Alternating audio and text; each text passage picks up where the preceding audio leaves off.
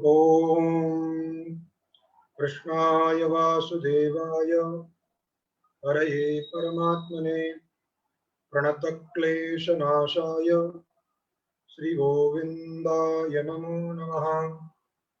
गंगाधरं रमणीयजटाकलापं गौरीनिरन्तरविभूषितवामभागं नारायणप्रियमनङ्गमदापहारं वाराणसीपुरपतिं भज विश्वनाथं। वाराणसीपुरपतिं भज विश्वनाथं। समय स्वागतम। जैसा कि गत पाठ में हम लोगों ने विचार किया था, शुद्धिपास्य मध्वरी धात्रंस लाकृति। शुद्धिपास्य का अर्थ बताया आपको विद्वानों के द्वारा उपासनी। वो कौन है? तो का मध्वरी अर्थात मधु नामक दैत्य के जो शत्रु हैं भगवान विष्णु, वही शुद्धिपास्य है। उनका स्वरूप कैसा है? तो पुनः आगे एक प्रयोग दिया था, धात्रंस अर्थात ब्रह्मा जिनका अंश है, जिनके नाभि कमल से पैदा हुआ है, ऐसा उन्होंने एक क्रम बनाया था। ऐसे भी व्याख्या करते हैं, अथवा स्वतंत्र रूप से ई उ रील री इन चारों प्रयोग का परस्पर में कोई संबंध नहीं है, ऐसा भी अपने अपने हिसाब से आप लोग व्याख्या कर सकते हैं। ये तो विद्वानों की शैली है कि आप किस तरीके से किस चीज को प्रतिपादन करना चाहते हैं। अब एक घटित चारों के उदाहरण, यण घटित चारों के उदाहरण हो गए, एक स्थानिक यण आदेश इत्यादि के शुद्धिपास्य मध्वरी धात्रंस लाकृति। इसके पश्चात पुनः एक विधि सूत्र की चर्चा कर रहे हैं, एचो यवा यावः। सूत्र का स्वरूप है एचो यवा यावः, जिसमें एच षष्ठ्यंत पद है और अयवा यावः ये प्रथमांत आदेशभूत पद है, विधेय है। जैसा कि हम पहले भी अर्थ करते समय निश्चित कर चुके हैं, प्रायः षष्ठ्यंत जो पद होते हैं विधि सूत्रों में वो स्थानीय होते हैं, इसलिए उसका अर्थ करते हैं हम एच स्थाने, एच स्थाने। और विधि सूत्रों में जो प्रथमांत पद होते हैं वही विधेय होता है। इसीलिए प्रकृत सूत्र में विधेय है आपका अयवा यावः। इसमें चार शब्द हैं, अय, अब, आय, आव।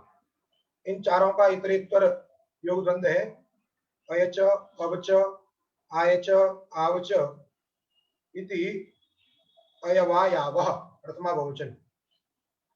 अर्थात निश्चित हो गया, एच स्थाने एते स्यु, एते भवन्ति, अयवा यावः भवन्ति। ये हुआ सूत्र का अर्थ। एच स्थाने अय अब आय, अय अब आय आव एते भवन्ति। निमित्त क्या है? तो यद्यपि निमित्त इसमें नहीं है, किंतु इको यणची सूत्र से अची की अनुवृत्ति आती है और वही अची जो है यहाँ निमित्त होता है। जैसे बताया था कि अची में सप्तमी है, तो सप्तमी का प्रायः अर्थ करते समय हम लोग कह देते परे रहते, अर्थात अच परे रहते। तो अर्थ हो गया एचों के स्थान पर, चूंकि एच पद से बोध्य एक आरादि चांत समुदाय तत्त घटक वर्ण ए ओ आई औ चार हैं, इसलिए कह रहे हैं एचों के स्थान पर अय अब आय आदेश होते हैं अच परे रहते, अच के उत्तर में रहने पर। उसी को यदि अच की तरफ से आप अर्थ बोलना चाहें तो अच से अव्यवहित पूर्व, चूंकि अची की सप्तमी को देख करके तस्मिन् निर्दिष्ट पूर्व से आ जाएगा, उससे दो पद आ जाएंगे इसमें, निर्दिष्ट और पूर्व से। अर्थात अच से पूर्व को होगा, अव्यवहित पूर्व को होगा, इसलिए उसको हम परिष्कृत भाषा में कह देते हैं अजव्यवहित पूर्वत्व विशिष्टानाम, अथवा यदि समुदाय में तात्पर्य है तो पूर्वत्व विशिष्ट एच, अर्थात अच से अव्यवहित पूर्व जो एच है, अर्थात एच पद बोध्य ए ओ आई औ है, उनके स्थान पर क्या होगा? आदेश होगा। कौन से आदेश? अय अब आय आव एते आदेशा स्यु, ऐसा भी अर्थ कर सकते हैं। ये तो हमारा अर्थ हुआ, लेकिन ग्रंथकार ने लिखा है एच प्रमाण अय अब आय आव एते स्यु अची। इन्होंने वृत्ति लिखते समय क्रमात् शब्द का प्रयोग किया है। तो हमें इसी पर विचार करना है, क्रमात् ये कहां से आए? या तो कहीं से अनुवृत्ति आनी चाहिए, जैसे अची सूत्र में नहीं था, किंतु उसकी अनुवृत्ति सूत्रे स्वदृष्टम पदम सूत्रांतराद अनुवर्तनीयम, तो हमने इको अणची से उसका अनुवर्तन कर लिया, अनुवृत्ति आ गई। वैसे ही पूछा जाएगा कि इसमें क्रमात् कहां से आया, तो उस क्रमात् को बताने के लिए जो अग्रिम सूत्र आप कौमुदी में देख रहे हैं, यथा संख्य अनुदेशः समानाम, इसी सूत्र से उसमें क्रमात् गया है। जैसे आपने पीछे भी बहुत सारे सूत्र पढ़े, हमने इको अणची का जो परिष्कृत अर्थ किया, उसमें तस्मिन्निति से 2 पद ले गए, स्थानीय अंतरतम से 2 पद को एक पद को ले गए। वैसे संयोगांत श्लोक में किया था आपने, अलोन्तिस से वहां पे अंतिस से ले गए थे। वैसे यहाँ भी यथासंख्य सूत्र से भी इसमें क्रमात् जाता है, अर्थात यथासंख्य जो होता है, यथासंख्य जो सूत्र है, यह परिभाषा सूत्र है। जैसे तस्मिन्निति निर्दिष्टे पूर्व से परिभाषा सूत्र था, वैसे ही यथासंख्य अनुदेश समानम, ये सूत्र भी परिभाषा सूत्र है, अर्थात इससे भी कुछ आएगा। तो पहले इसके अर्थ को समझिए। यथासंख्यम अनुदेश समानाम, समानाम अनुदेश यथासंख्यम भवति, यही सूत्रार्थ है। समानाम अनुदेश यथासंख्यम भवति, समानाम का तात्पर्य है सम संख्या का नाम।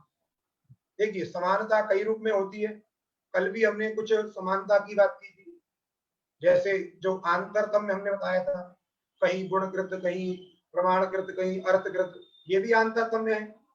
और समानता संख्या को लेकर के भी होती है, जैसे आप किसी के पास में कहते हो इसके पास में 1 लाख रुपया, इसके पास में भी 1 लाख रुपया, 1 लाख रुपया जो संख्या है उसको लेकर के भी क्या होगी, दोनों में समानता।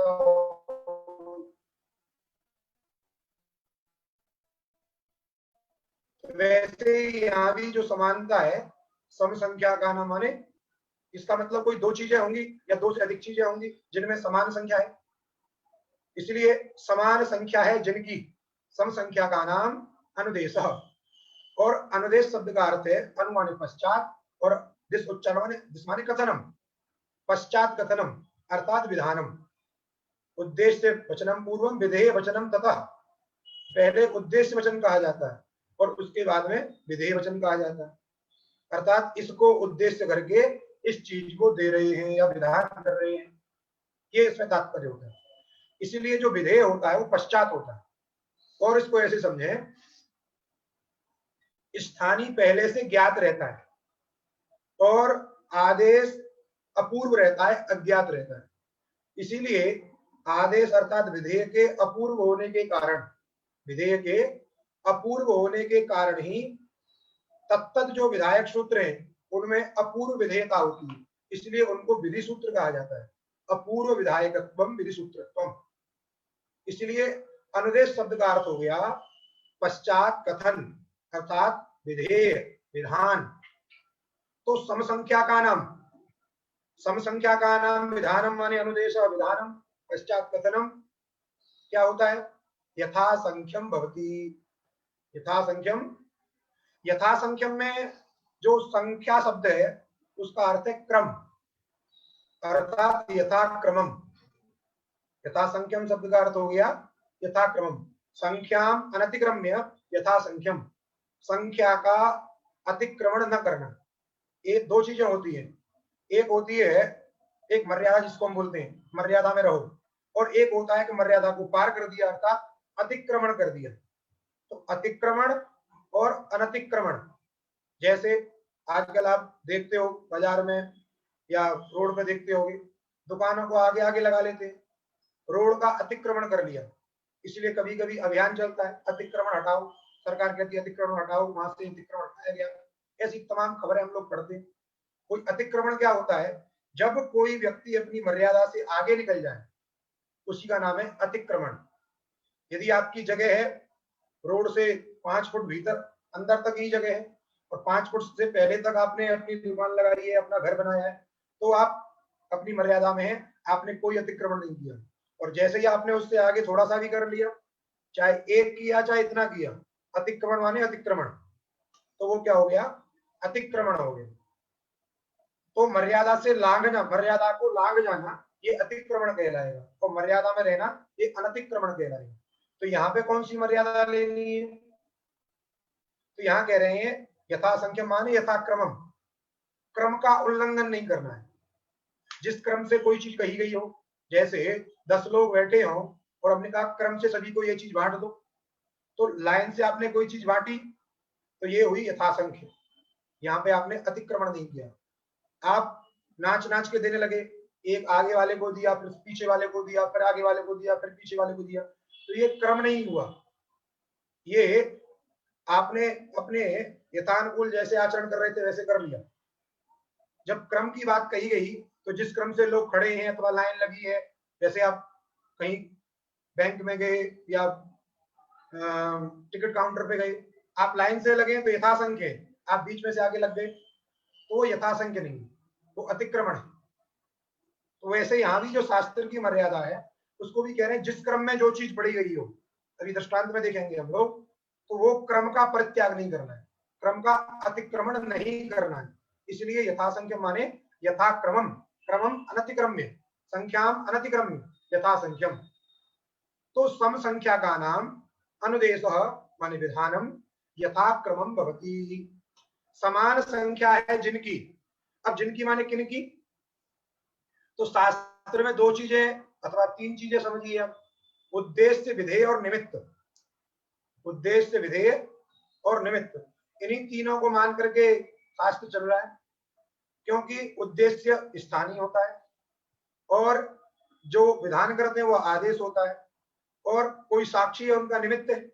इन तीनों में ही ये शास्त्र लगा हुआ है। कोई शास्त्र विधान कर रहा है, इसको उद्देश्य मान के, इसको निमित्त मान करके, यही है शास्त्र में बस।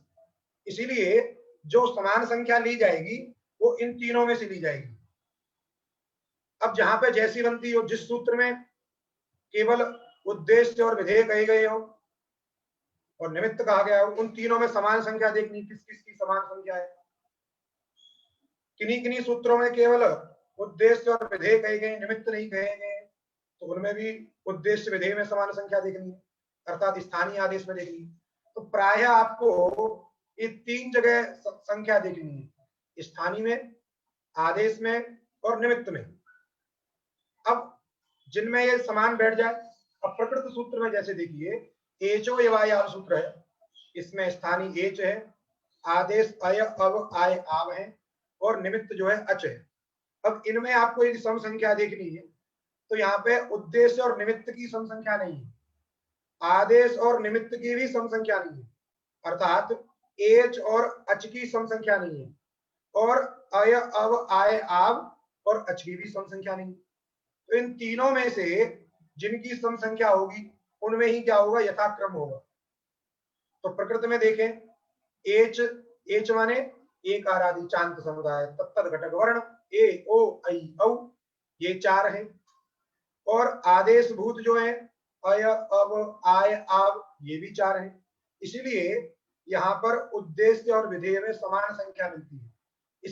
इसीलिए समान संख्या मिलने के कारण यहाँ हम संख्या का परित्याग नहीं करेंगे, क्रम का परित्याग नहीं करेंगे, उसका अतिक्रमण नहीं करेंगे।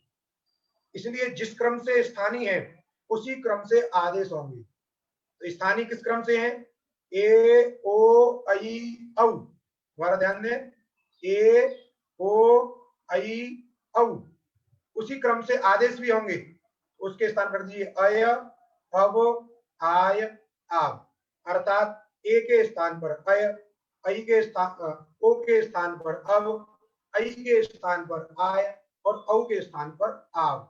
यही है यथासंख्य अनुदेश समानाम। समानाम माने सम संख्या का नाम, उद्देश्य विधेय निमित्ता नाम। तो समान संख्या वहीं मिलनी है आपको, और कहीं आपको बाहर जाके संख्या नहीं मिलानी। शास्त्रीय बात है तो शास्त्र में संख्या किसमें देखनी है, या तो उद्देश्य में, विधेय में और निमित्त में। कहीं कहीं निमित्त में भी समान संख्या होती है, उद्देश्य में और निमित्त में। जैसे आगे आप हल संधि पढ़ोगे तो वहां मिलेगा, लेकिन लेंगे कि नहीं लेंगे वो अलग बात है, लेकिन आपको जो समान संख्या देखनी उन तीनों में ही देखनी। इसलिए अर्थ कर दिया सम संख्या का नाम, इसलिए वर्ती लिख रहे हैं सम संबंधी, सम संबंधी समसंबंधी माने समानता होनी चाहिए, समान, सम माने समान, समान संबंधी जो विधि, समानता को लेकर के होने वाली जो विधि, विधि माने आदेश, विधेय, वो कैसे होगी? यथा संख्यम स्यात्, समानता को अर्थात संख्याकृत समानता को लेकर के होने वाली जो विधि, संख्याकृत समानता किनमें लेनी है? उद्देश्य, विधेय और निमित्त। अब इनमें भी जो भी मिल जाए, इसीलिए सम संख्या का नाम विधि माने अनुदेशः माने विधानम, पश्चात कथनम, संख्याम अनतिक्रम्य भवति, क्रमम अनतिक्रम्य भवति। इसलिए इस सूत्र से जो निकला यथा क्रमम भवति, उसी क्रम शब्द को एचो एवा यावः सूत्र में रख दिया है, रख के बोल दिया एचः क्रमात्, एचों को क्रम से, एचों को क्रम से। अब कोई संदेह कर रहा है, यहां पे लिख रहा है कि इको यणचि सूत्र में इक भी 4 है, यण भी 4 है, तो चारों से क्रम समान है, तो यथासंख्य अनुदेश समानाम से काम चल जाएगा। तो स्थानीय अंतरतम सूत्र की आवश्यकता क्या है? ध्यान दीजिए, दो तरीके की बात है। यदि एक पद से 4 व्यक्ति आते हैं, एक पद से यदि 4 व्यक्ति आते हैं और यण पद से भी 4 व्यक्ति आते हैं, तब तो यथासंख्य सूत्र लगेगा, क्योंकि इधर भी 4 इधर भी 4। और यदि एक पद से अधिक व्यक्ति आ गए, यण पद से भी अधिक व्यक्ति आ गए, अर्थात वर्णों में क्या होता है?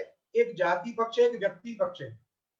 जाति पक्ष और व्यक्ति पक्ष को ऐसे समझिए कि जितने भी इकार का उच्चारण आप करेंगे वो इकार भिन्न भिन्न है, प्रत्युच्चारणम शब्दा विद्यन्ते। यदि 135 करोड़ जनसंख्या है भारत की, यदि सब ई का उच्चारण करेंगे तो 135 करोड़ ई हो गया।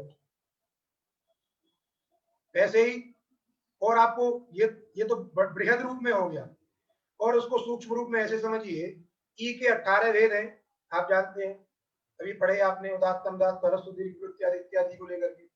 ई के 18 भेद, ऊ के भी 18 भेद, री के भेद, लरी के भेद, इन सबको भी लेंगे, इनके एक एक भेद लेंगे व्यक्ति पक्ष में, तब भी ये कितने होंगे? 66 होंगे, सबके जोड़ के आप लेंगे तो एक पद से 66 व्यक्ति आएंगे और यण पद से आएंगे 7। यदि एक पद में व्यक्ति अभिप्राय से हम बोलेंगे, वर्ण में व्यक्ति पक्ष मानेंगे, अर्थात उनके जितने यावत भेद हैं उन भेदों को लेकर के यदि हम चर्चा करेंगे, तो एक पद से 66 आएंगे और यण पद से 7 आएंगे। इसलिए 66 और 7 का कोई समान संख्या नहीं, इसलिए समान संख्या न होने के कारण वहां पर यथासंख्य मुंदेश समानाम से काम नहीं चलेगा। यदि उस सूत्र के विषय में या ई वर्ण के विषय में जाति पक्ष को आप मानते हो, तो इत्वावच्छिन्न सकल ही है, चाहे वो ह्रस्व हो, दीर्घ हो, प्लुत हो, सब है। इसलिए 4 जाति आए, 4 जाति वर्ण आए, इत्व, उत्व, ऋत्व, नृत्व, एतत् जात्यवच्छिन्न वर्ण यदि आप लोगे तो वो 4 हैं, और यण से भी 4 आएंगे। उस पक्ष में आप यथासंख्य सूत्र से काम चला सकते हैं, वहां स्थानीय अंतरतम की आवश्यकता नहीं। तो लेकिन इसका मतलब ये नहीं है कि स्थानीय अंतरतम सूत्र की आवश्यकता ही नहीं है, वहां नहीं होगी, दूसरी जगह होगी। तो आप इसको समझिए, यदि इको यणचि में आप वर्ण व्यक्ति अभिप्राय से तात्पर्य है आपका, तो यथासंख्य सूत्र से काम नहीं चलेगा। यदि जाति अभिप्राय से आपका तात्पर्य है तो वहां पर आपका यथासंख्य सूत्र से काम चल जाएगा। प्रकृति में एचो यवायावह में, एचो यवायावह में आपको देखना है यहां पर काम चलेगा कि नहीं चलेगा। तो यहाँ भी एच पद से 4 व्यक्ति हम ले रहे हैं, जाति अभिप्राय, ए से ए ओ ऐ औ 4 आ गए, और इधर भी 4 व्यक्ति हैं, अय अब आए आप, इसलिए यहाँ पर जो काम होगा वह क्रम पूर्वक ही होगा। कोई पूछ रहे हैं कि इको यणचि में यण से 7 कैसे आएंगे? 4 ही आने चाहिए, क्योंकि वहां तो अणदित सवर्ण से चा प्रत्यय नहीं लगेगा। अब नहीं लगेगा, लगेगा, इसमें थोड़ा सा शास्त्र की चर्चा है। यदि अणत्वेन विधेयता रहती है तो वहां पर अणदित सवर्ण से चा प्रत्यय का अप्रत्यय लगता है। यदि यणत्वेन विधेयता है तो वहां पर वो निषेध जो नहीं लगता है। ये बात आगे की है, आप मनोरमा पढ़ेंगे तो वहां आपको समझ में आ जाएगी। तो वहां यणत्वावच्छिन्ना विधेयता है, अणत्वावच्छिन्ना विधेयता नहीं, इसलिए वहां आप 7 समझिए। समझने की जरूरत भी नहीं है, आप सीधे केवल स्थानांतर तो समझिए।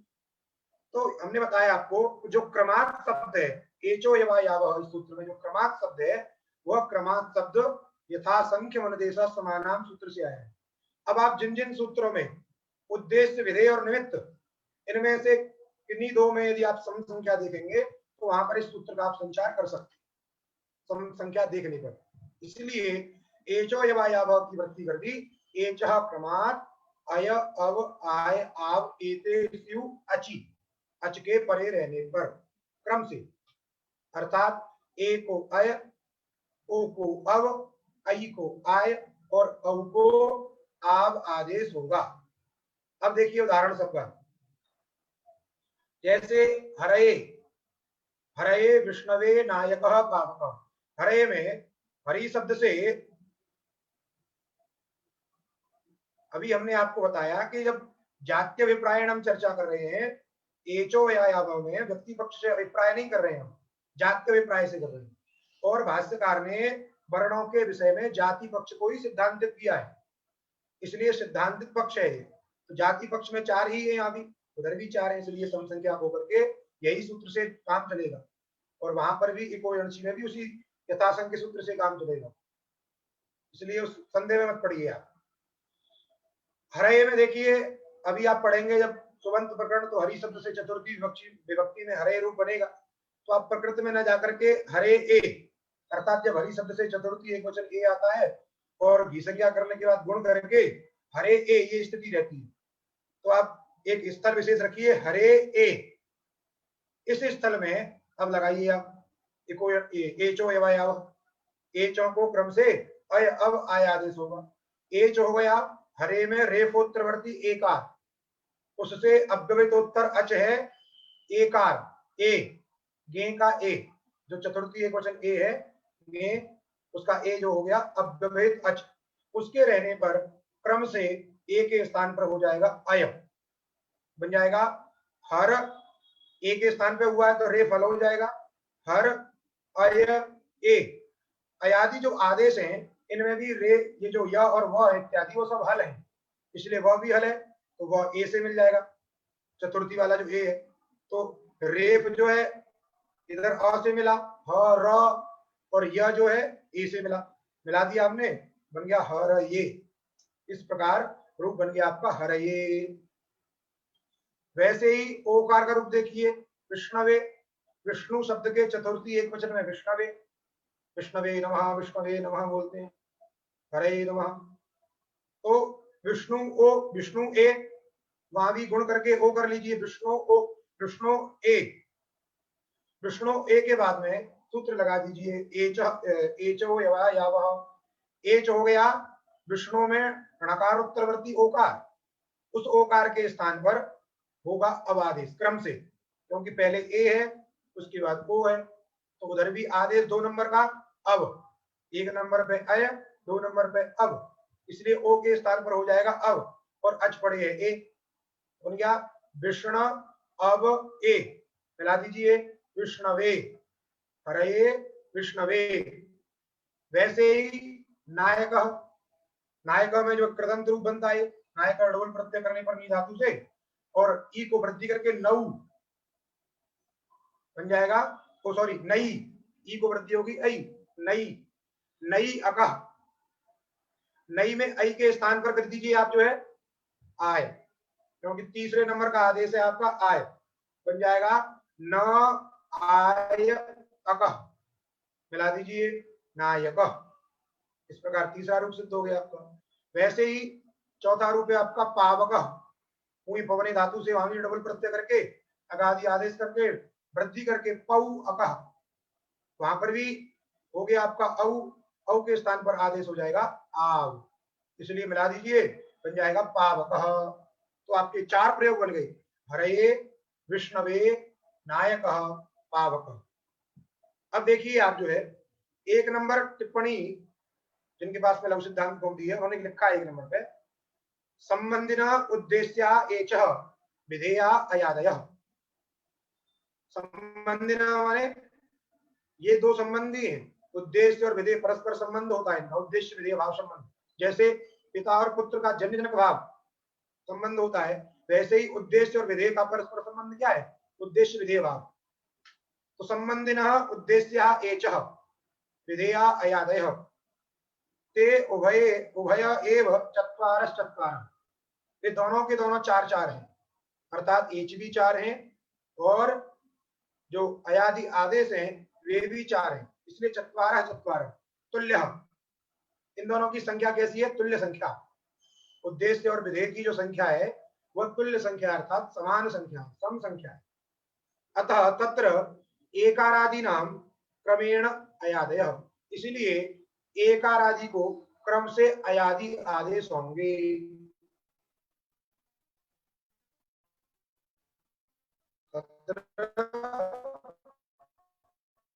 एकारादीनां क्रमेण अयादयः, अतः हमने जो किया एचः क्रमात्, यही बात है। पुनः अग्रिम सूत्र देखिए, वांतो ही प्रत्यय प्रत्यय, वांतो ही प्रत्यय। इसमें वांतः ये आदेश, ये प्रथमांत है वांतः, और ये सप्तम्यंत है ये, और प्रत्यय भी सप्तम्यंत है ये प्रत्यय।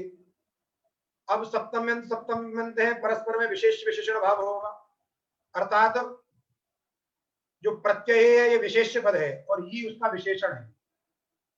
एक नियम है, जब किसी विशेष में विशेषण होता है तो विशेषण के आगे तदंत जुड़ जाता है, विशेषण के आगे तदंत जुड़ जाता है। जैसे अभी आपने पढ़ा था संयोगांत, संयोगांत लोप, उस संयोगांत लोप में पद विशेष था, संयोगांत जो है विशेषण था, संयोग जो है, इसलिए उसमें तदंत विधि होकर के संयोगांत तदंत ऐसा अर्थ करके संयोगांत जो अर्थ करते, तो अंत है माने तो एक तरीके से विशेषण के रूप में। अथवा अन्य जगह आप देखिए अति इत्यादि सूत्र जो आगे पढ़ेंगे आप, उसमें प्रातिपदिक विशेष रहता है, अत उसमें विशेषण रहता है, तो उसमें तदंत विधि होती है, उसको बोलते हैं तदंत विधि, अर्थात अदादि अत जो शब्द है उसके आगे अंत जुड़ जाता है, उसको बोलते हैं अदंत, अदंत प्रातिपदिक से ऐसा ऐसा अर्थ करते हैं। एक नियम ये है।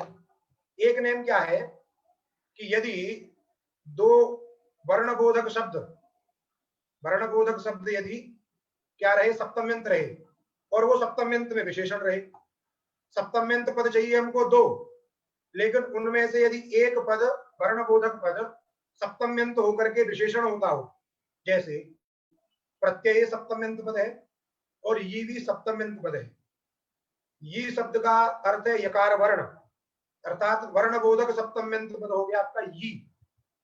ऐसी स्थिति में क्या होता है, जो विशेषण बोधक, विशेषण रूप जो वर्णबोधक सप्तम्यंत पद है उसके आगे अंत न जुड़ करके आदि जुड़ जाता है।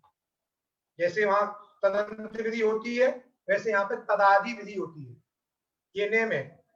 वर्णबोधकम समझ लीजिए आप, वर्णबोधकम सप्तम्यंतम पदम सप्तम्यंते विशेषणम चेत, तो जो वर्णबोधक पद है वर्णबोधकम पदम तदादि तदादि उपस्थापकम, जो वर्णबोधक जो पद है वो क्या होता है, तदादि का उपस्थापक होता है, उसके आगे आदि जुड़ जाता है। थोड़ा समझिए, प्रत्यय भी सप्तम्यंत पद है और ये भी सप्तम्यंत है। नियम है, यदि किसी विशेष वाचक सप्तम्यंत पद में, किसी विशेष वाचक सप्तम्यंत पद में वर्णबोधक विशेषण स्वरूप सप्तम्यंत पद यदि विशेषण हो, तो वह वर्णबोधक विशेषण पद अपने आगे आदि जोड़ देता है, अर्थात उसके आगे आदि जुड़ जाता है। प्रकृति स्थल में सप्तम्यंत विशेष बोधक पद है प्रत्यय, उसमें विशेषण स्वरूप वर्णबोधक सप्तम्यंत पद हो गया यी, उस यी के आगे जुड़ जाएगा आदि, तो ये माने यकार, ये का अर्थ क्या है यकार, और उसके आगे जुड़ गया आदि तो बन गया यकार आदि, और उसके आगे सप्तम्यंत माने सप्तमी विभक्ति, जैसे ई में ई जो सप्तमी थी उसको अब आदि शब्द के आगे जोड़ देंगे, इसलिए अर्थ हो जाएगा यकार आदौ, आदि शब्द का रूप बन जाएगा आदौ हरौ, इसलिए ये शब्द का अर्थ हो गया यकार आदौ प्रत्यय, क्योंकि वह ये जो है प्रत्यय में विशेषण है, ये वर्णबोधक है और सप्तम्यंत जो विशेषवाचक पद है प्रत्यय उसमें विशेषण है, इसीलिए ये शब्द के आगे जुड़ गया आदि, य का अर्थ हो गया यकार, उसके आगे जोड़ दीजिए आदि, यकार आदि, और उसके बाद में सप्तमी विभक्ति, इसलिए अर्थ हो गया यकार आदि, और सप्तमी में रूप उसका बन जाएगा यकारादौ प्रत्यये, अर्थात यकारादि प्रत्यय के परे रहते, अर्थ हो गया। यकारादि प्रत्यय के परे रहते क्या होता है, तो कहा वांत आदेश होता है। वांत माने वकार है अंत में जिसके, तो देखिए अभी इससे पूर्व सूत्र आपने जो पढ़ा था ये चौयवायाव, इसमें दो जो है वांत आदेश है, वकारांत, अब और आव, अब और आव, ये दोनों वांत है, वकारांत है, ये वांत आदेश होते हैं। अब किसके स्थान पे होंगे, तो उनके स्थानीय जो वहां एचो सूत्र में बताए गए थे ओ और औ, उन्हीं स्थानीय को ले आएंगे, क्योंकि वहां उनकी समानता बता दी गई है कि ये इसके स्थान पे होगा, ये इसके स्थान पे होगा। तो ए के स्थान पे अयी होगा, आई के स्थान पे आय होगा, ओ के स्थान पे अब होगा, और औ के स्थान पे आब होगा, ये निश्चित कर दिए। इसलिए आदेश को देख करके तदनुगुण जो स्थानीय है उसका भी हम जो है अध्ययन कर लेंगे। तो यहाँ पे उसके तदनुगुण जो स्थानीय है कौन, ओ और औ, इन दोनों का हम अध्ययन कर लेंगे, अर्थात ओ और औ के स्थान पर। तो अर्थ करिए, यकारादि प्रत्यय के परे रहने पर, यकारादि प्रत्यय के परे रहने पर ओकार और औकार, ओकार और औकार के स्थान पर अव और आव, ये दो आदेश होते हैं क्रम से, क्योंकि यहां भी क्रम है, स्थानीय भी आपके दो हैं, आदेश भी आपके वांत पद से उपस्थापित दो हैं, इसलिए क्रम से होगा ये भी। पुनः समझिए, यकारादि प्रत्यय के परे रहने पर, यकारादि प्रत्यय के परे रहने पर ओकार और औकार को क्रम से अव और आव आदेश होते हैं, ये सूत्र का हुआ अर्थ, वांतो ही प्रत्यय।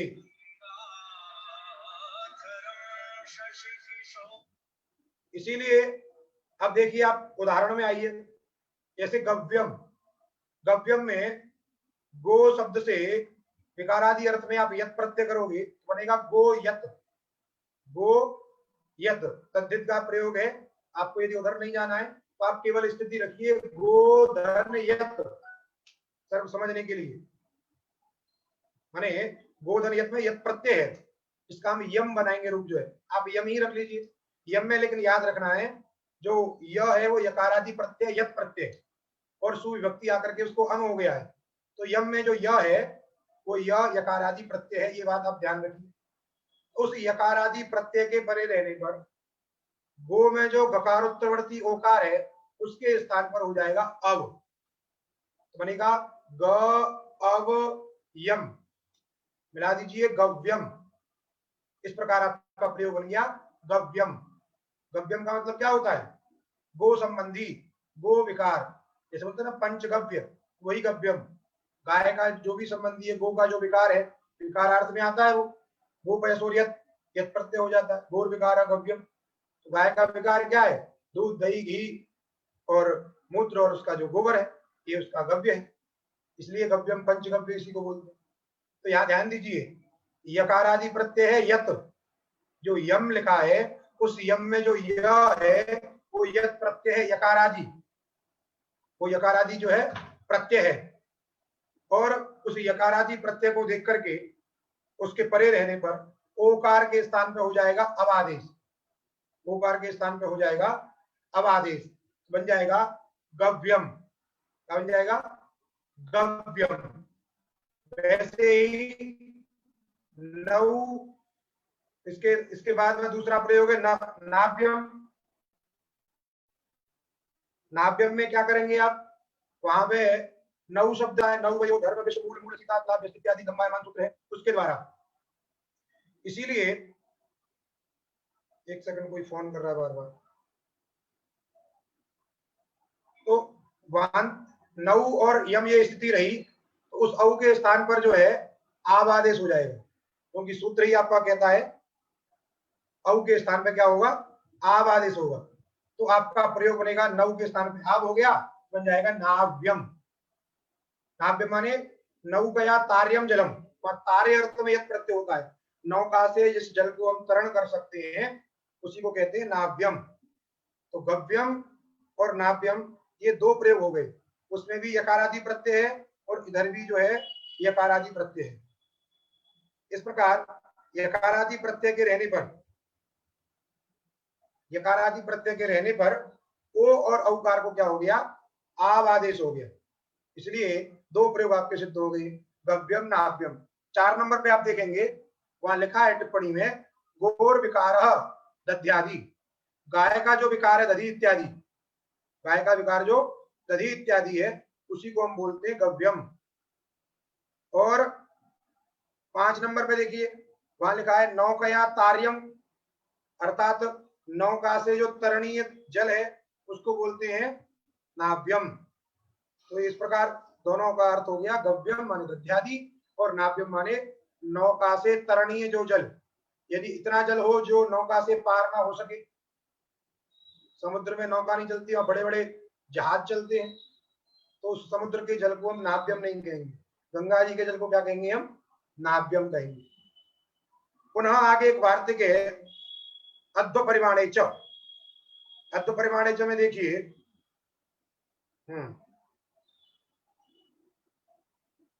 अध्व परिमाणे च कह रहा है कि अध्व माने होता है मार्ग, अध्वा शब्द जो मार्गवाची होता है, और अध्व का जो परिमाण मान मार्ग का परिमाण, मार्ग परिमाणवाची।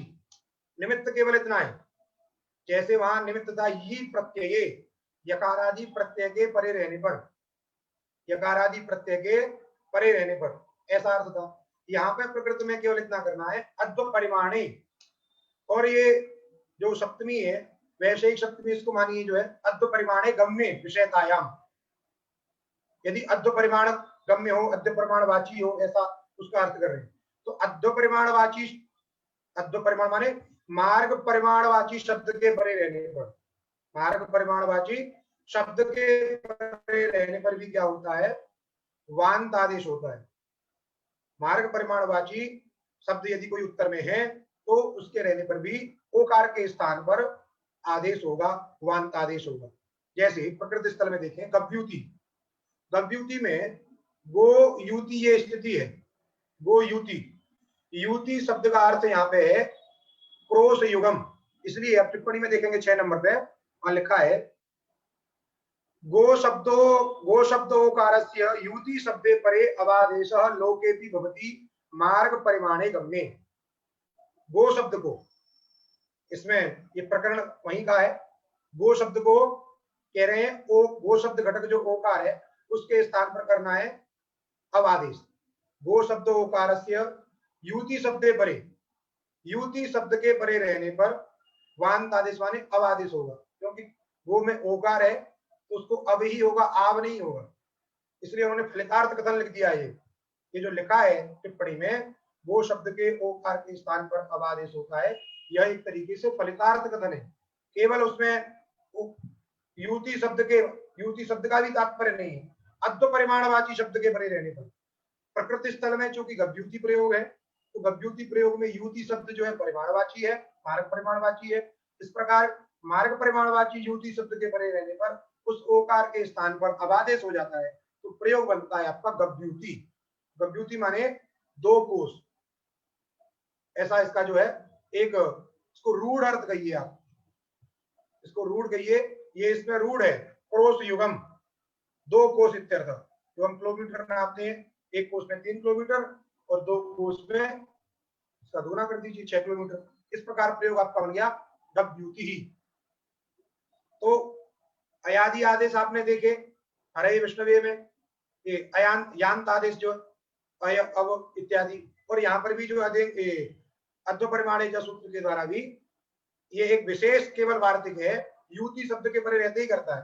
क्योंकि और प्रयोग यदि आपको मिलेंगे इस प्रकार की, उनको एक प्रयोग वेद में मिला कहीं और लोक में भी मिला, कुछ शब्द प्रयोग केवल वेद में ही होते हैं, लोक में नहीं होते।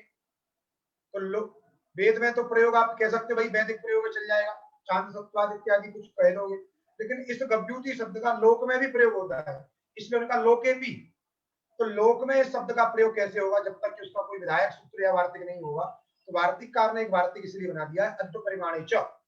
जैसे वेद में गभ्युति शब्द का प्रयोग होता है वैसे लोक में भी होगा। लोक में हो जाएगा तो आप गभ्युति शब्द का प्रयोग दो कोष के लिए कर सकते हैं। अदेंग गुण, अब सूत्र है आपका अदेंग गुण। ये जो है संज्ञा बोधक सूत्र है, अर्थात शक्ति का ज्ञापक सूत्र है। अर्थात गुण पदम कस्मिन् अर्थे सक्तम, इस प्रकार की जो आपकी जिज्ञासा होगी उस जिज्ञासा का समन करेगा। इसलिए ये शक्ति का नियंत्रक सूत्र है। अदेंग ये भी प्रथमांत है और गुण ये भी प्रथमांत है, अर्थात दोनों का भेदान्वय है। अर्थात जो अदेंग है वही गुण है। अर्थात गुण पद की शक्ति किसमें है? अदेंग में। अदेंग पद का नाम क्या है? गुण। इसीलिए गुण जो है संज्ञा है और अदेंग जो है संज्ञी है। संज्ञा माने नाम बोधक और इससे बोध्य कौन है? अदेंग है। अर्थात गुण पदम अदेंग रूपे अर्थे शक्तम, गुण पद की शक्ति अदेंग रूप अर्थ में है। अदेंग माने अत एंग, अत एंग, अत माने ह्रस्वकार। क्यों ह्रस्वकार है अभी बताएंगे अग्रिम सूत्र में, लेकिन आप समझिए अत माने ह्रस्वकार और एंग माने एंग प्रत्याहार। एंग प्रत्याहार ए अंग के ए से लेकर के ए अंग के गा तक ए ओ दो ही आते हैं उसमें। इसलिए कुल मिला के निश्चित हो गया गुण पद की शक्ति तीन वर्णों में है। अ माने ह्रस्व अ, ए और ओ। गुण पदम अ ए ओ इति अन्यतवे शक्तम, इन तीनों में शक्त है। जब भी गुण पद से बोध होगा, जब भी शास्त्र में व्याकरण शास्त्र में गुण पद का उच्चारण करेंगे तो उस गुण पद से किसका बोध होगा? अ ए ओ, इन तीन का बोध होगा। लोक में यद्यपि गुण पद की शक्ति कई रूपों में प्रसिद्धि है, दर्शनांतरों में अन्य अन्य रूपों में प्रसिद्धि है। प्राय सब लोग गुण पद से तीन गुण समझते हैं, सत्व रजतम इत्यादि जो है। और न्याय शास्त्र में आप गुण पद का उच्चारण करोगे तो वहां पर गुण पद से 24 गुण रूप प्रसादी दिए जाते हैं। इस प्रकार तत्त दर्शन के भेद से गुण पद की शक्ति भिन्न भिन्न है, किंतु पाणिनि जी यहाँ पर गुण पद की शक्ति बता रहे हैं, गुण माने अदेंग। इसलिए दर्शनांतरों में गुण पद के अन्य रूप अन्य अर्थ में शक्त होने पर भी व्याकरण शास्त्र में गुण पद से अ ए ओ लिया जाएगा। सूत्रों में जो गुण पद आएगा उस गुण पद का तात्पर्य है अ ए ओ, अर्थात गुण पदम अ ए ओ इति रूपे अर्थे शक्तम, अर्थात इस पद इन अर्थों में इसकी शक्ति है। तो गुण शब्द का अर्थ हो गया अ ए ओ, चूंकि संज्ञा का विधान कर रहा है, इसकी शक्ति बता रहा है, शक्ति का ज्ञापक है, इसलिए क्या है? ये संज्ञा सूत्र है। इसलिए दोनों में संज्ञा संज्ञी भाव है। गुण संज्ञा है और अदेंग जो है संज्ञी है। जैसे हलंत में था वैसे ये भी है। इसलिए लिखा प्रति में अत एंग च गुण संज्ञा स्यात्, अत और एंग की गुण संज्ञा होती है। अत माने ह्रस्वकार और एंग माने ए ओ। अब आपके मन में संदेह होगा हम ह्रस्वकार क्यों कह रहे हैं? यहाँ तो अत लिखा है और आपने खुद कहा है कि अ तो 18 प्रकार का होता है, तो अत माने 18 प्रकार का ले ले हम, अ से 18 प्रकार के आकार का बोध हो।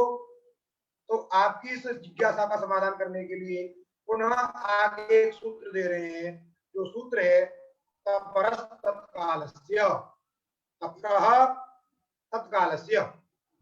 ये भी संज्ञा सूत्र है, इसमें भी संज्ञा संज्ञी भाव है। क्या संज्ञा है क्या संज्ञी है? तो देखिए तपरः, तपरः क्या है? प्रथमांत है और तत्कालस्य ये षष्ठ्यंत है। तो हमने प्राय आपको बताया था, ये आपको स्मरण हो, प्रथमांत जो होता है वो संज्ञा होता है और प्रथमांत संज्ञी भी जिनमें समान उद्देश्य विधेय रहते हैं, समान व्यक्तित्व रहते, तो वहां तो रहता ही है। लेकिन यदि अर्थ के रूप में प्रयोग करते हैं तो षष्ठ्यंत जो होता है वो संज्ञी होता है। यदि प्रथमांत या समान विभक्ति प्रयोग नहीं किया है तो संज्ञी बोधक जो पद होता है वो षष्ठ्यंत होता है।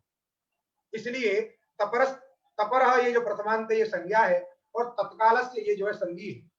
अर्थात तपर संज्ञा कस्य? तत्कालस्य। तपर जो है संज्ञा है किसकी? का तत्काल की, तत्काल की तपर संज्ञा है। इसलिए तपरः ये जो है संज्ञा पद है, संज्ञा दल है, और तत्काल से जो है संगी दल है। अब क्या है तपरः, क्या है तत्काल से, तो समझिए आप। तपरः शब्द का अर्थ समझिए पहले। तपर शब्द में दो तरीके का समास है, और वो दोनों समास वृत्तिकार में उसमें लिख दिए आप। देखिए पहला लिखा है तः परो यस्मात्, तः परो यस्मात्, ऐसा एक बहुब्री समास किया। त है पर में जिससे, त है पर में जिससे ऐसा कोई वर्ण, त परो यस्मात् वर्णात् एवं भूता वर्णः तपरः, अर्थात तपर वर्णः। दूसरा लिखा है तात्परः, तात्परः पंचम्यन्त ये समास, पंचमी तत्पुरुष, तात्परः अर्थात तकार से परे, तकार से परे जो, दो चीज आ गई, त परो यस्मात् और तात्परः यह, त से पर में जो।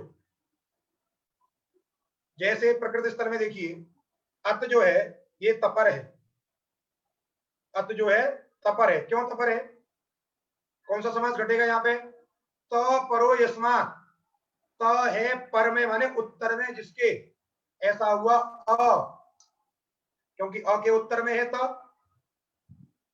आप कह रहे हो त परो यस्मात् अर्थात त है उत्तर में जिसके, पर में जिसके, ऐसा जो वर्ण हो गया अ, क्योंकि इस अ वर्ण के उत्तर में त है, इसलिए त परो यस्मात् ये समास घटा।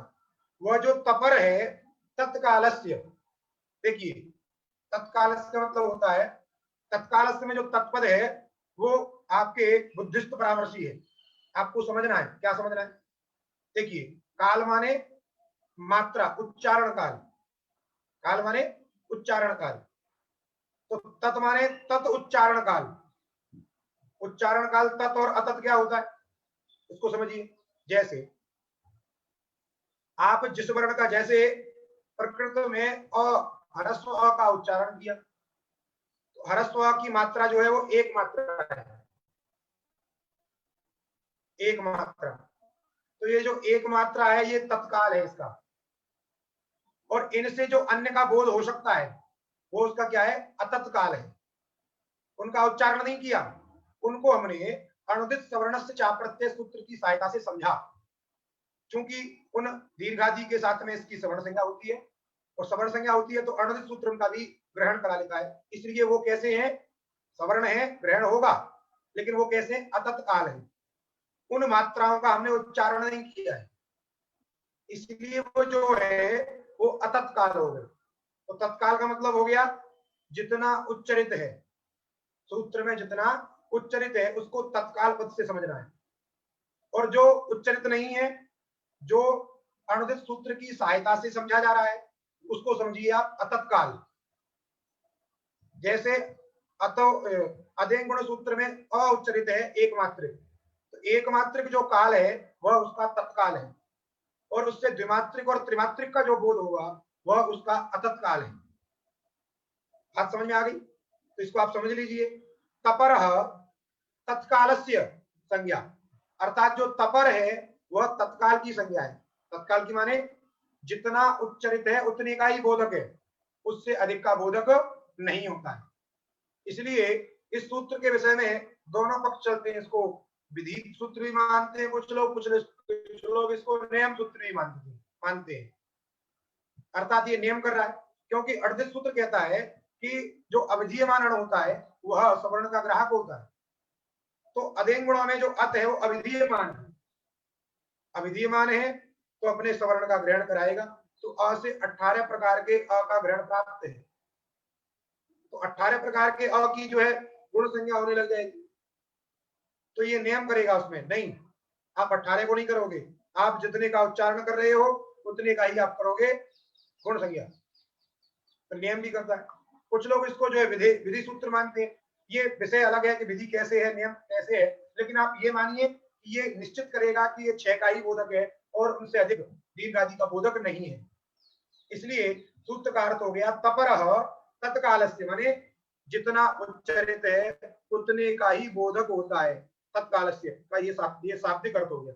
तत्कालस्य संज्ञा तपरः वर्णः तत्कालस्य, अर्थात यावान उच्चारण विहित या तन्मात्र से बोधक, जितना आपने उच्चारण किया है उतने का ये केवल बोध कराएगा। अत में आपने एक मात्रिक का उच्चारण किया है, इसलिए एक मात्रिक का ही वो बोध कराएगा।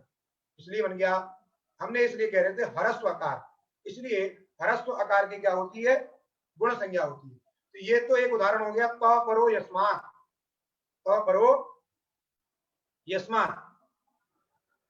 कहीं तात्पर्य भी आपको मिलेगा, आपको उदाहरण मिल जाएंगे ऐसे, आगे आप चलेंगे जो। इसलिए इन्होंने देखिए पहले इन्होंने लिखा है 7 नंबर टिप्पणी पे, आप अपनी किताब में देखिए, अस्योदाहरणम अतो विस ऐस इति, अस्योदाहरणम अतो विस ऐस, वहां भी अतः लिखा है, हमने यही दे दिया आपको उदाहरण, अधिक गुणों के अत में ही देख लीजिए, वहां भी अत में तपरकरण है, त परो यस्मात्, इसलिए अतो विस ऐस का अर्थ करते हैं हरस्वकार के स्थान पर, हरस्वकार अकारांत से उत्तर, जो भिस है उसको ऐसे होता है अतः परस्य, अदंत हरस्वकारांत से उत्तर जो भिस है उसको ऐसे होता है, ऐसा अर्थ करते हैं। तो जो हरस्व हरस्व हम कह रहे हैं वह तपर सूत्र के बल पर ही कह रहे हैं, इसलिए इसका एक उदाहरण हो गया। दूसरा अस्य उदाहरण अधेन गुण वृद्धिरादेश, ये भी इसी के उदाहरण है।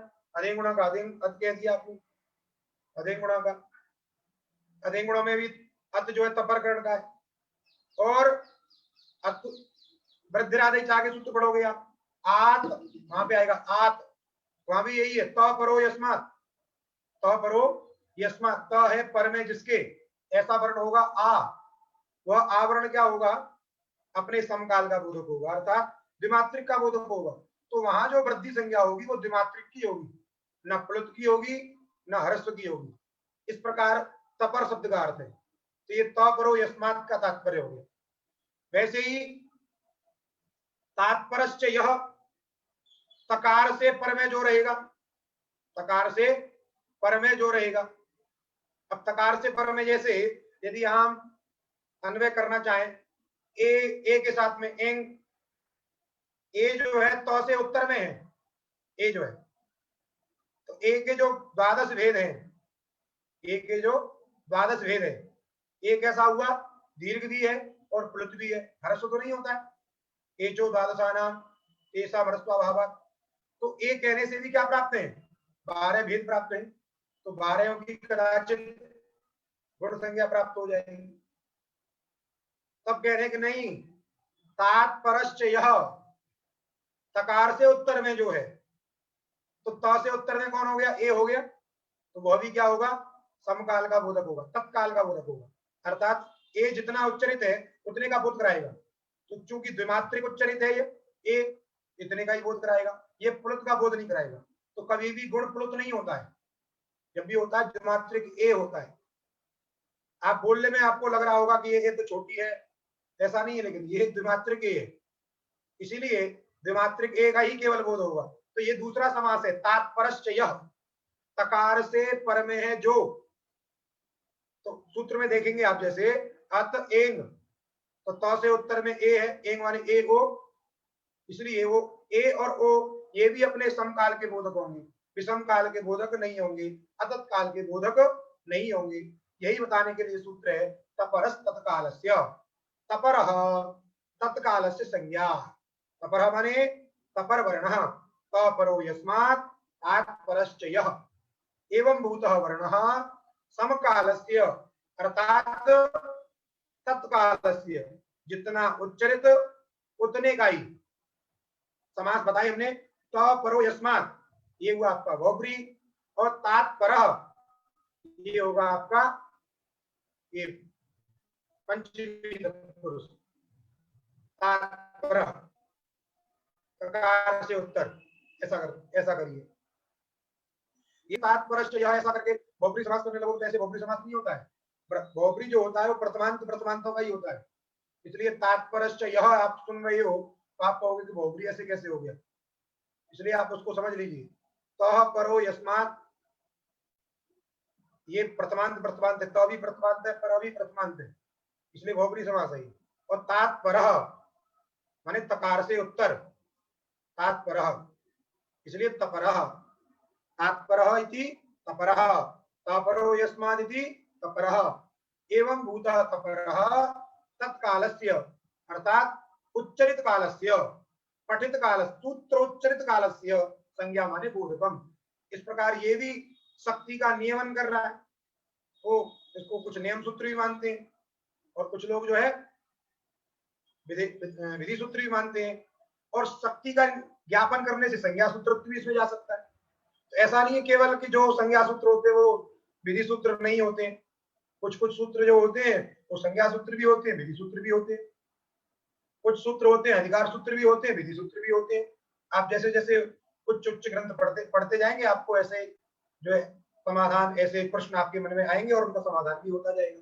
इसलिए अर्थ हो गया तपरो यस्मात् सच तात्पर्यश्च उच्चार्यमाण समकालस्य। उच्चार्यमाण माने जितना उच्चरित, उच्चार्यमाण समकालस्य संज्ञा माने बोधकम इति सूत्रस्य अर्थ। पुनः आगे इन दोनों सूत्रों का निचोड़ क्या निकला, इनका फल क्या निकला? वो फलात्मक सूत्र आपका है विधि सूत्र आद गुण। क्या सूत्र है? आद गुण।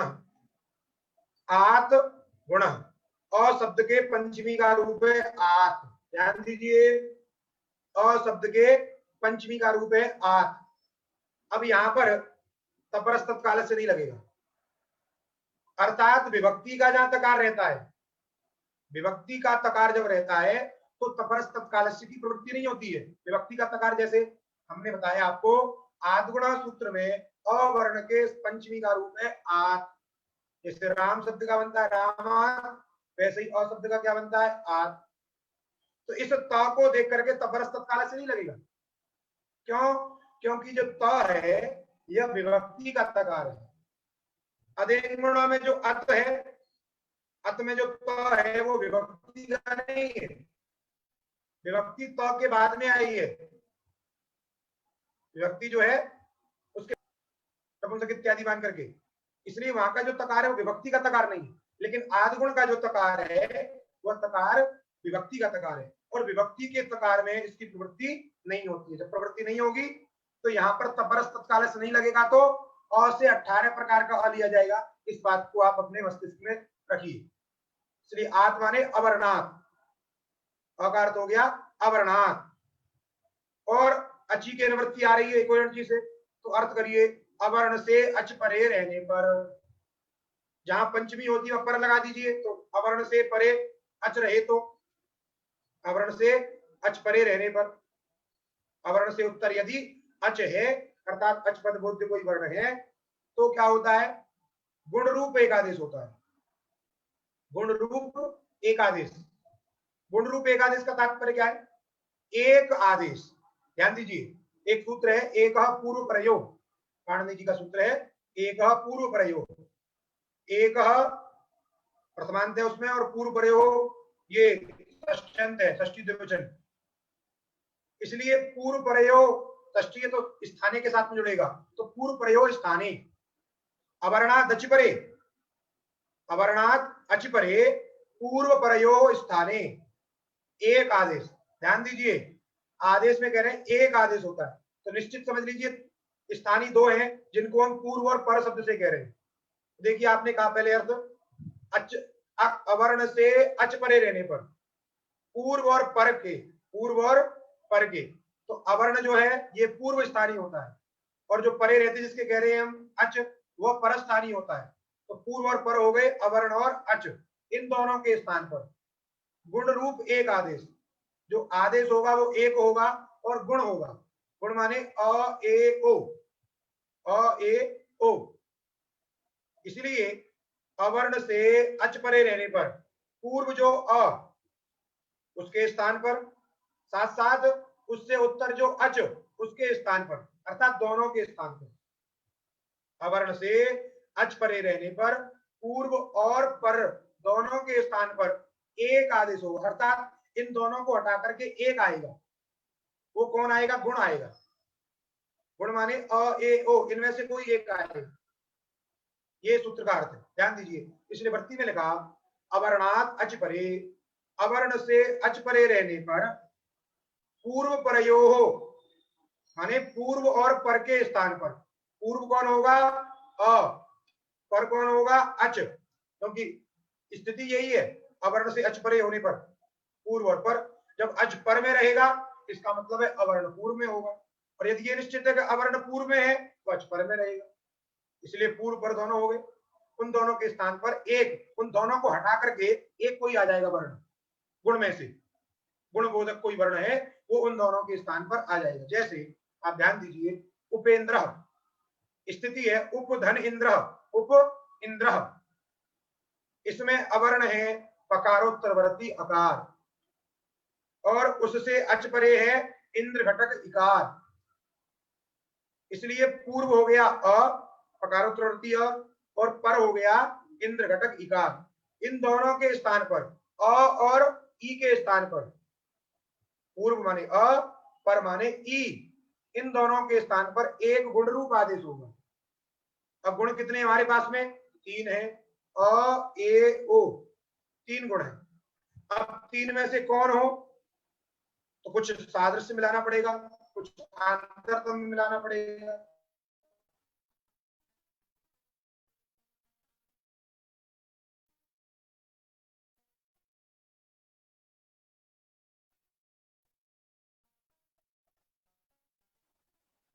तो मिलाइए। अब स्थान कृतांतरतम में हमने पहले कहा स्थान मिलाइए, अ का उच्चारण स्थान, पूर्व स्थानी का उच्चारण स्थान हुआ कंठालु, जो ई है। अब स्थानीय आपके कैसे हैं? एक कंठ स्थानीय है, एक तालु स्थानीय। तो हमको आदेश ऐसा करना है कि दोनों धर्म जिसमें रहते हो ऐसा कोई आदेश ढूंढना है, तो आप ढूंढिए अ ए ओ में। तो अ केवल मिल रहा है, उसमें केवल क्या है? कंठ स्थान जन्यत्व है। ओ जो मिल रहा है उसमें भी कंठ स्थान जन्यत्व है, लेकिन अधिक क्या है उसमें? ओष्ठ स्थान जन्यत्व है, उदौ तो कंठोष्टम, कंठ कंठ केवल मिल रहा है। लेकिन जो ए है उस ए में कंठ स्थान जन्यत्व भी है और तालु स्थान, क्योंकि ए नहीं तो कंठ तालु, उसमें कंठ तालु दोनों है, वो दोनों का स्पर्श करते हुए उच्चरित होता है। इसीलिए अ और ई के स्थान पर क्या गुण होगा? ए। तो अ और ई को हटा करके ए बैठ जाएगा और मिला देंगे, बन जाएगा उपेंद्र। क्या बन जाएगा? उपेंद्र। वैसे ही गंगोदकम, गंगा उदकम, अब यहां देखिए दीर्घ आकार है गंगा, इसलिए जो आदगुणा सूत्र में जो अ है उस अ पद से सभी प्रकार के अ लिए जाएंगे, वहां पर तपरस्त कालस्य की प्रवृत्ति नहीं होगी, ये भी इससे समझ लीजिए, इसलिए दीर्घ का उदाहरण दे रहे हैं गंगा उदकम, और उधर ऊ का उदाहरण दे रहे हैं। ए का उदाहरण हो गया क्योंकि ए गुण हो गया, अब ओ गुण करना है हमको, इसलिए उधर ऊ दे रहे हैं। तो गंगाधन उदकम में पूर्व स्थानीय हो गया आ जो गंगा घटक जो आ, और स्थानीय हो गया उदगम का ऊ। उन दोनों के स्थान पर आदेश होगा गुण रूप एक आदेश ओ। क्यों होगा? स्थान मिलाइए, इधर स्थानीय पूर्व स्थानीय कंठ स्थान जन्य है, ऊ जो है ओष्ठ स्थान जन्य है, तो कंठ और ओष्ठ स्थान जन्य जो हमारा ओ है वो उन दोनों के स्थान पे हो जाएगा, तो आपका प्रयोग बनता है गंगोदकम, गंगाया उदकम गंगोदकम। इस प्रकार आपके उपेंद्र, उपेंद्र माने विष्णु, और गंगोदकम माने गंगोत्री, गंगा का जो उद्गम स्थल है, गंगाया उद्गम गंगोत्री, इसलिए उसको कहेंगे सॉरी गंगाया उद्गम माने गंगा का जल, गंगाया उद्गम माने गंगा का जल, जो गंगा का जल है उसको बोलेंगे हम गंगोदगम, गंगाया उद्गम माने जलम। आज पाठ का समय हो गया है और विशेष इस पे बात है वो